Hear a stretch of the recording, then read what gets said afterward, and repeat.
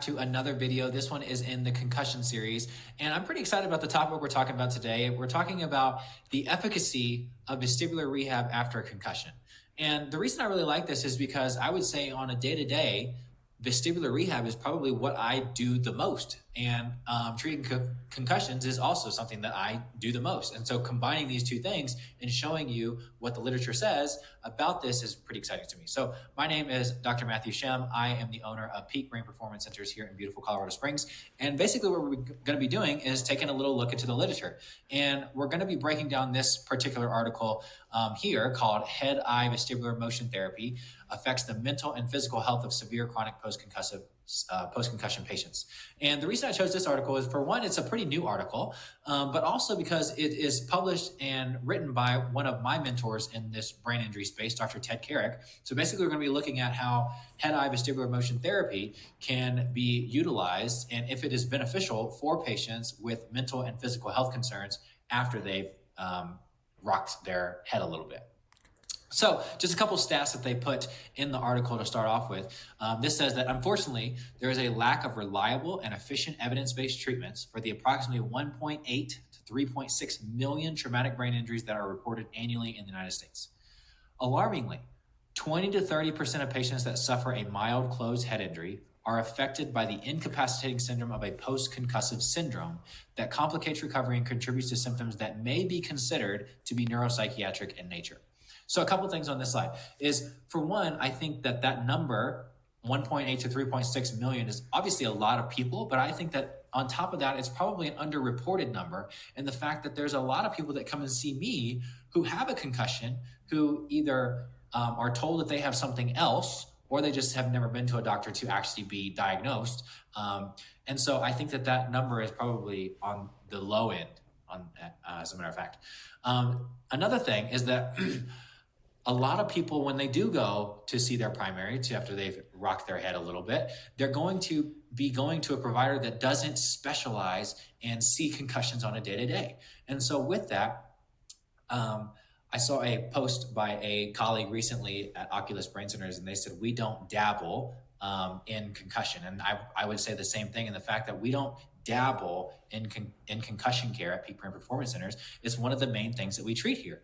And with that, when you go to somebody that just dabbles in this world, you may come and be complaining of a multitude of different things. And with that, that doctor may just kind of chalk it up and say, well, you're just depressed, or maybe you just have anxiety, versus getting to the real source of the problem and understanding why or how these symptoms may be occurring because of whatever concussive force you may have undertaken.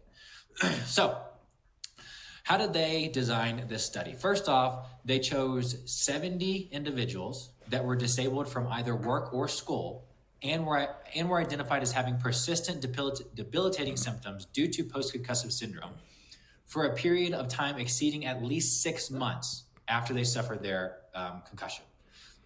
So how did they start the study? All of these individuals, all 70 of these individuals, had to undergo some baseline testing.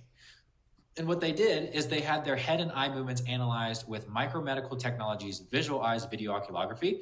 That's basically where you put these goggles on your head and there's cameras in there and they record what your eyes are doing. Okay, so you can do all kinds of different eye movements, looking left and right, looking up and down, looking at your smooth pursuits versus your fast saccades, all these various things that we'll talk about in another video. And then they also used a multisensory head-eye measurement system called the JAZZ system. And that's basically measuring how the head moves relative to the eyes. So the video oculography was just with your head stationary and looking how the eyes are moving and tracking that. And then the JAZZ system combines a little bit more in the fact that it couples accelerometer and the gyroscope technology in regards to how the head is moving. Last thing that they did is they used something called a C3 Logix, and C3 Logix is a concussion management system where it has 7 different modules, kind of ranging from all kinds of different tests, more so being neurocognitive and balance testing. And then there's also a symptom scale that you can rate all of the symptoms that you're having at that present day. So what did they do for these patients? The first thing that they did is gaze stabilization exercises administered with coordinated head-eye vestibular motion at positions and speeds associated with a decomposition of head and eye tracking movements. So basically, they used a combination of various head and eye movements based on that individual patient's complaint, and they looked at the patient's eye movements relative to their head movements and their head movements relative to their eye movements, and then created a game plan and a treatment plan coordinated around their individual dysfunction by utilizing their head and their eyes in different planes and different motions. The next thing that they did is they used something called a Dynavision D2. And basically what this is a big board that you stand in front of that has these little lights on it and these little buttons. All these little buttons have little lights behind them. And when the light comes on, you're supposed to hit the button as fast as you can. And so with that, it's kind of a combination between hand-eye reaction training type deal, where you're hitting these various buttons and mapping out your external space and where things are in the environment relative to you.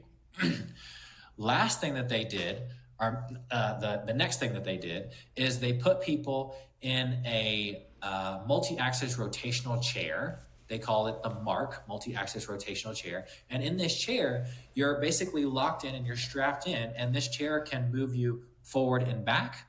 It can move you left and right, and it can roll you right and left as well. So it's basically at all three axes of rotation to be able to spin an individual in space and activate various centers in their vestibular system by moving them off axis, okay? And then they did that in appropriate manner towards each patient versus just giving everybody this standardized role. What they also did, the last thing that they did is complex movements of the upper and lower extremity. And so basically what that is by getting the upper and lower extremities and moving them in a figure eight motion in the upper and the lower extremity. And then they also manipulated the cervical spine. And they talk about how whenever they manipulated the cervical spine, they administered it to all patients on the side opposite of the greatest eye movement observed with coordinated head-eye targeting of slow pursuit targets in the horizontal plane. So they look at their eye movements and they look at their head movements, and then they make a judgment call on which side of the neck that they would adjust based on those different findings. So what did they find? What happened after this study is they found that 75% of the variables tested demonstrated strong statistical significance, with most of these variables demonstrating medium to large, substantially significant outcomes. So pretty cool in the fact that they were able to substantiate the things that myself and other colleagues that do the same work that I'm doing are doing on a day-to-day, and put some very strong statistical significance towards those things. So in conclusion, what did they decide for this paper? They said that they reported the patients reported a significant decrease in their symptoms and an increase in function after head-eye vestibular motion therapy.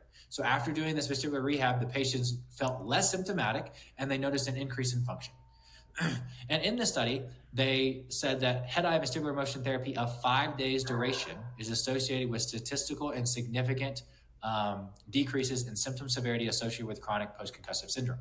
Why this is really cool is because a lot of patients that come to my office and various offices that are doing the same type of work that I'm doing, we like to do what's called a 5-day intensive. We're basically seeing somebody over 5 days for a number of, in my office, it's 3 hours per day. And that way we can make a significant amount of progress in a relatively short period of time and then get you back out into the world and doing the things that you want to enjoy, right? The changes in mental health and physical symptoms after head-eye vestibular motion therapy in PCS patients, post-concussive syndrome patients, suggest that the therapy might have applications in other mental health scenarios. And one perfect example I'll give this to tie everything in is how I believe that I have pretty good success when it comes to mental health conditions when those mental health conditions are situational or symptom-based. And what I mean by that is recently I saw a gentleman who was hit by an 18-wheeler. And he was hit in December of 2020. So he was no longer able to work. It's been 13 months since he was working. He was a nurse. And it's been 13 months since that accident. And with that, he was very dizzy. He had headaches. He had some cognitive complaints. And due to not being able to work, he would basically just sit at home all day and be very depressed because he is in his mid-20s and just sits there and contemplates, man, am I ever going to be able to get back to work? Am I ever going to be back in my normal life. So of course that's very depressing, right?